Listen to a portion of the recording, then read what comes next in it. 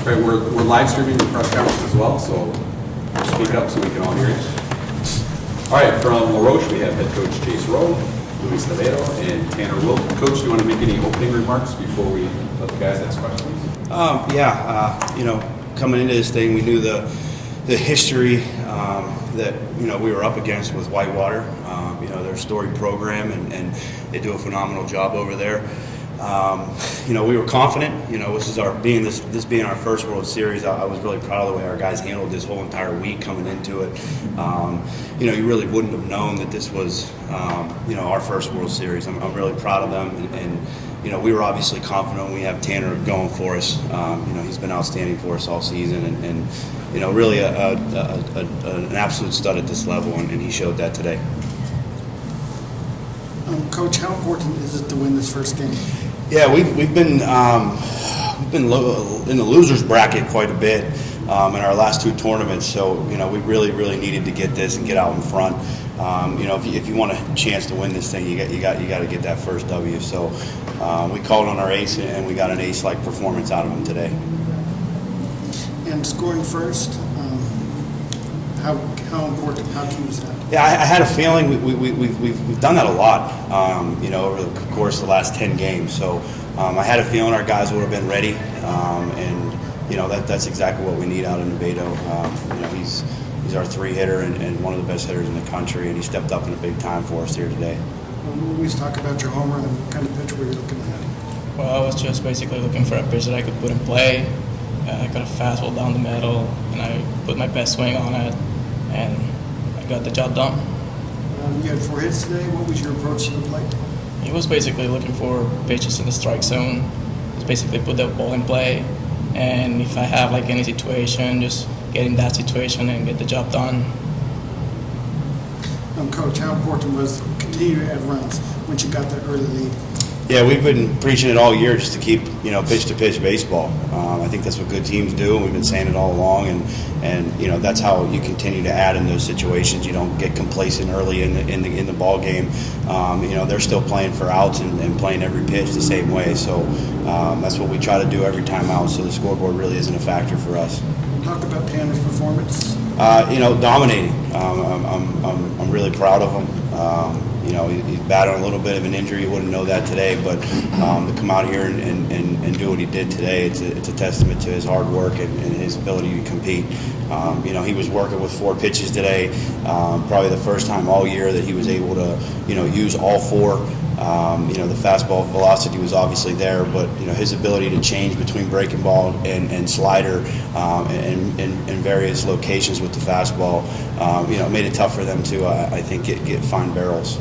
Tanner, what were you doing to keep a very potent offense off balance? I just tried to get all my stuff going. I was switching arm angles. I have over-the-top stuff, and from down here, and they were really scrappy, just fighting off everything and putting good swings on the ball. And some of the toughest at-bats that I've had all year, and I'm just happy I was able to keep them off balance enough and made it a little interesting there in the last inning, but I held them down, so it was good.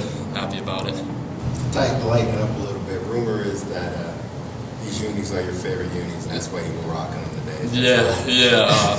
He texted me last night. He said black or gray. I said black 100%. I feel like I throw my best games in this, so it was. I was just happy I was able to perform in it. Coach, how'd you handle the rain delay? I told everybody the same thing. We're not fazed by it. We're not really worried about it. If we had to play it at 1 in the morning or 6 in the morning, these guys are ready to go. And I kind of feel like the mental toughness that this group has, if we're forced to do that again or play an early game or a late game, I think it's to our advantage because these guys are so, mentally tough. Tanner, you talked about getting it out at the end. How about getting through that ninth inning?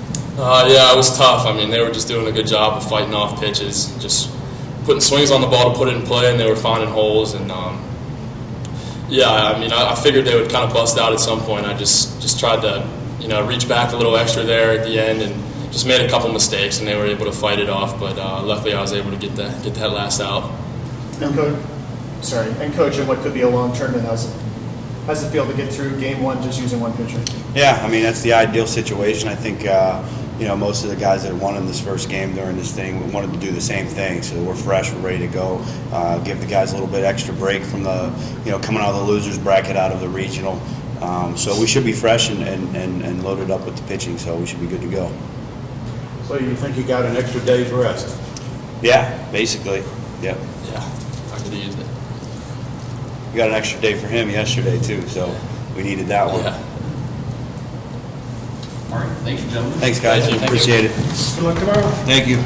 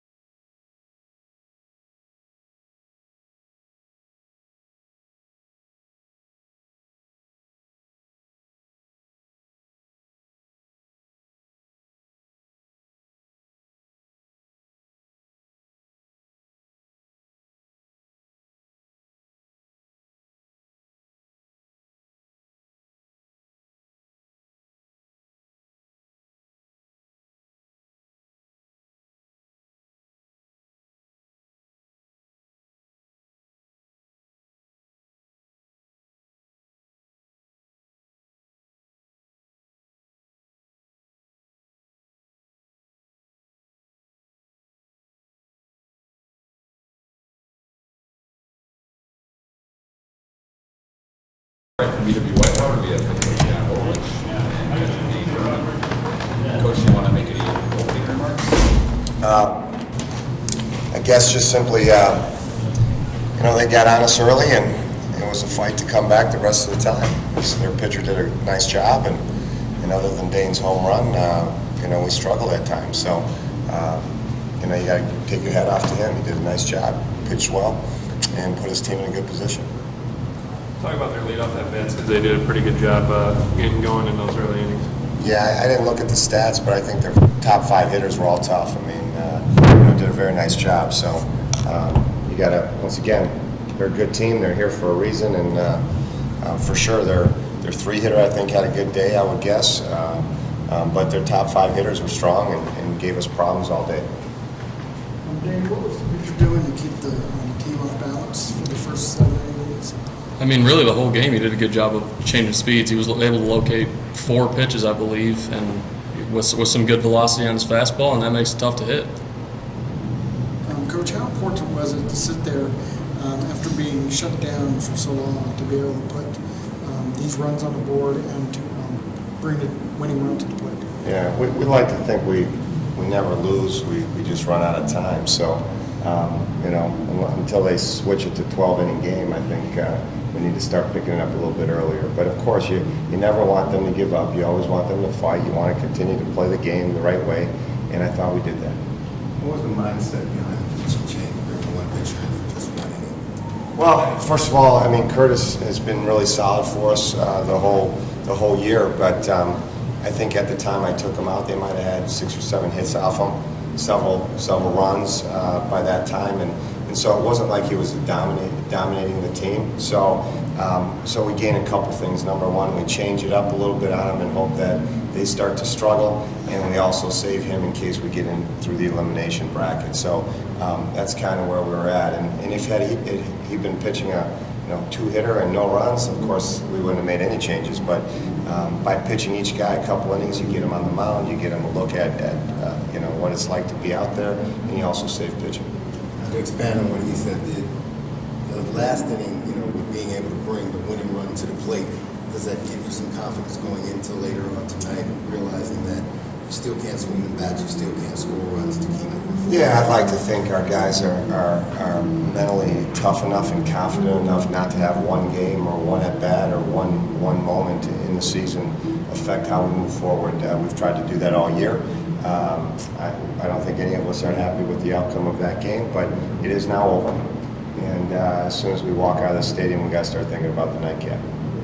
You had Curtis get out with a quick inning, I think, in the 3rd. You turned a double play, and then you also had Jordy with a big pitch. How disappointing was it not to get some offense off of those defensive plays? Yeah, there was, I don't know what inning there was, but I think we had a leadoff, would have been down, I think, maybe Jones led off the inning with a double, I would say. and the next hitter was Kaczynski, and he had a great at-bat. He hit the ball right down the line, and their third baseman made an exceptional play. If that gets by down the line, who knows what will happen, but that was kind of, in my mind, kind of a rally-stopping play that the third baseman made. It was a really nice play. The ball was right over the bag. I was there watching it, and so sure, anytime you get in a position like that, you want to be able to execute and score some runs. But once again, they made some plays. They got good pitching, and when it was all said and done, they played better. Bit of a surprise that both WEAC teams lost? No, we're mortal. We're mortal. This is a great game, It's I think we love the game because of that very fact that it's not always the better team, it's the team that plays better. And so whether we're the better team or the team that plays better, that's just how baseball works, and that's why I love it. I like to think in football it's just a little bit different, basketball maybe just a little bit different. Baseball is unique from that standpoint, and like I said, we're mortal. All right. Thank you, Thanks, guys. Thank you. Good luck.